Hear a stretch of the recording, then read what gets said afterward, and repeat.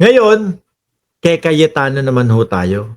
Cayetano versus Cayetano. Mukhang umamin ho, mga bossing. Eto si Cayetano. Oh, Pagnanakaw at pagsisinungaling. Pero mukhang umaamin sa pagnanakaw.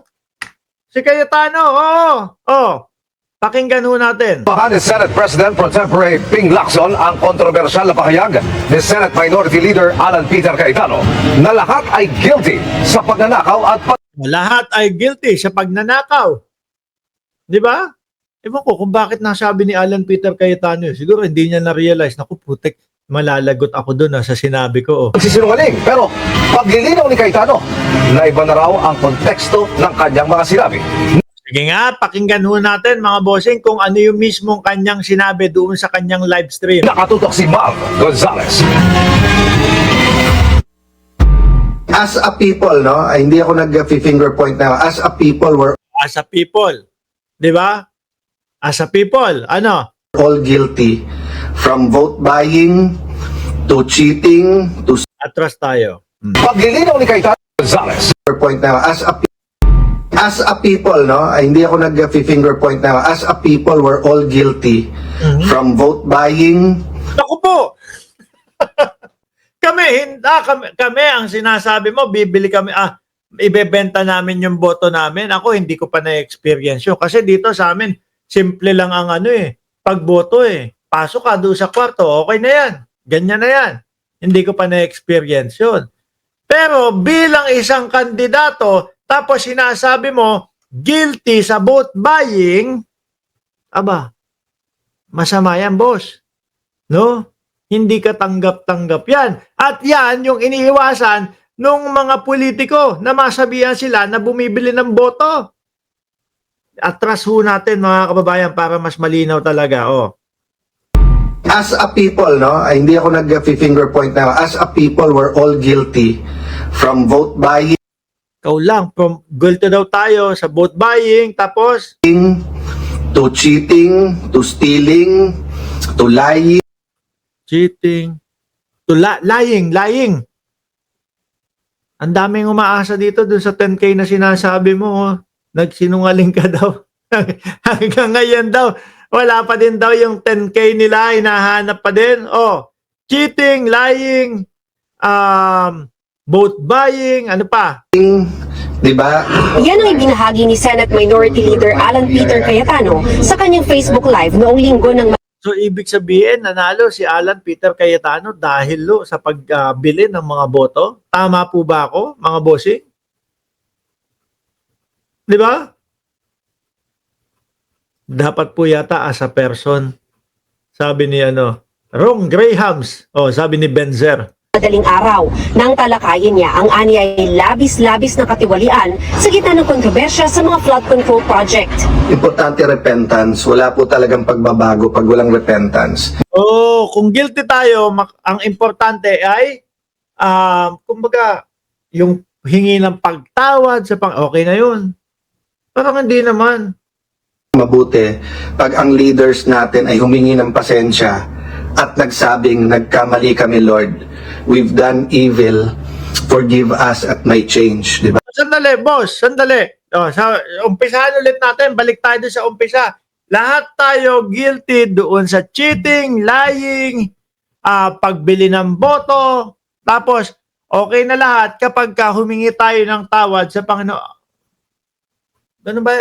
Ganun din ba ang pagkakaintindi nyo? Kasi ganun yung pagkakaintindi ko, mga boss No? Guilty tayong lahat. Pero kailangan humingi ka lang ng tawad, okay na yun. Pwede kung tatakbo pala ako, pwede palang gawin ko yun. O sige, kung madami tayong pondo, mag-vote buying kayo, bayaran mo sige nito, bigyan mo ng 500, sabi mo, iboto tayo, ganyan, bayad. Tapos sabay, okay na, nanalo na tayo, hihingi na tayo ng tawad ngayon. Ganun ho ang dating sa akin, mga kababayan. No? Okay lang yan gumawa ng kalukuhan, okay lang yan gumawa ng bawal. Basta importante, humingi ka ng tawad. Grabe, no? Siguro bagong gising lang si Peter Cayetano nito. Walang conflict yun po sa habulin, kung sino po yung mga most guilty, middle guilty, least guilty. Kaya yung punishment po nandyan yan para hindi ulitin at gawin nung iba. Pero ang pahayag ng senador, kinontra ng nakababata niyang kapatid na si dating Taguig City Mayor Lino Cayetano. Yan, kapatid niya pa mismo mga kababayan, ang sumoplak sa kanya. Si Cayetano, maraming coffee shop yan sa BGC, halos kada building. May pwesto sila dun ng coffee shop daw. Sa isang Facebook post, sabi ni Lino, nakakagalit ang ganitong pahayag ng mga trapo. Kaya nagre-revolusyon ang mga Gen Z at millennials sa buong mundo. Hindi raw likas ang magnanakaw, bumili ng boto, magsinungaling at hindi raw solusyon ng pagsisisi lamang. Hindi raw dapat inormalize. Tama nga yung pagkakaintindi ko. Hindi normal ang pagnanakaw, pagbili ng boto, pagsisinungaling. Hindi normal. Tapos sa dulo lang, pagsisisi lang. Ano ba yan? Di pwede ko palang gawin yun. No? Iboto niyo po si Mark Ramos bilang sabihin na natin congressman. Magtatayo po ako ng party list ko. Ano yung itatayo mong party list? Pahiga. Lahat ho nakatayo na. Sa atin, pahiga. O, pahiga. Diba? Iboto niyo po ako, pahiga. Party list. No? Bibigyan ko kayo ng tagli 500 piso para iboto niyo ako. O, inabot ko na sa inyo, di ba? Ronel Fernan, pag abot ko sa inyo, nanalo na tayo. Okay. Panginoon Diyos, patawarin niyo po ako. Ganun ba? Patawarin niyo po ako kasi nag-vote buying po ako. Patawarin niyo po ako kasi nagsinungaling ako sa kanila. 2,000 pababa ng kuryente.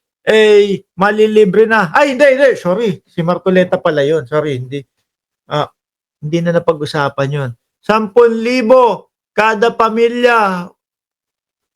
Hindi din yata natupad yun, Ganun ba yung ibig sabihin ni Peter Cayetano? Sinungaling tayo. Bili tayo ng boto. Humingi na lang tayo ng tawad pagka tapos na. Isang katiwalian, kundi dapat labanan. Sinang-ayunan ni Senate President Pro Tempore Ping Lacson ang nakababatang Cayetano. Aniya, may kilala siyang mga opisyal ng gobyerno na nagkasala at nagnakaw sa kaban ng bayan, nagsisi, nagnakaw ulit at nagsisi na naman. Habang Di ba? nagdurusa ang taong bayan. Ang pagsisisi, lalo na raw kung walang kasamang karampatang aksyon, ay hindi umano makapapawi ng korupsyon at ibang maling gawain. Nilinaw naman ni Senador Cayetano ngayon. Nagtawag ito. Nagpapaliwanag si FF. Live daw ba? Itong live natin. Sabi ko nga sa'yo, replay lang to.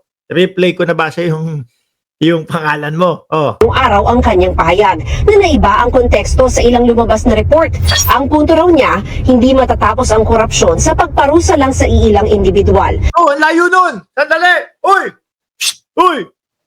Malayo yung kanina na sinasabi mo. Sandali, 217 to. Balikan nga natin. Iba talaga yung intindi ng mga tao dito. Hindi lang ako, kapatid niya mismo, kumontra, di ba? As a people, hindi ako nag-finger As a person, hindi ako nagpi-finger point. point na. As a people, we're all guilty Lahat tayo guilty. No? from vote buying, Sa pagbili ng boto. Ayan, umamin. Di ba? Guilty siya sa pagbili ng boto. Ako naman, hindi ko pa naranasan magbenta ng boto ko. Hindi pa. to cheating, to stealing, to lying. Magnakaw sa kaban ng bayan niyan. Naku. Ba't ka umaamin? Ano ba to? Kumpesal mo? Yun talaga mga kababayan Kaya lang dito, yung ipinapaliwanag na, iba na ho. Lang sa iilang individual, kundi dapat baguhin ang mismong kultura na nangungonsinti rito. Pinaka-guilty aniya ang mga nagnakaw ng bilyon-bilyon, pero hindi rin inosente ang mga piniling tumahimik lang at kumita mula sa kurap na sistema. Parang hindi naman yun yung pagkakaintindi natin talaga doon sa sinabi niya mga kababayan. Di ba? Ngayon mga bossing, sabi ni Ma'am Neng Gigi, dapat disqualified yan, umamin na nag-vote buying at nagnakaw. Dapat niya ganun, Ang pagsisisi ay tunay na pag-ayaw sa kasalanan daw diba? Hinahanda na sarili, baka masilip mga ghost project sa Taguig, sabi ni Benzer.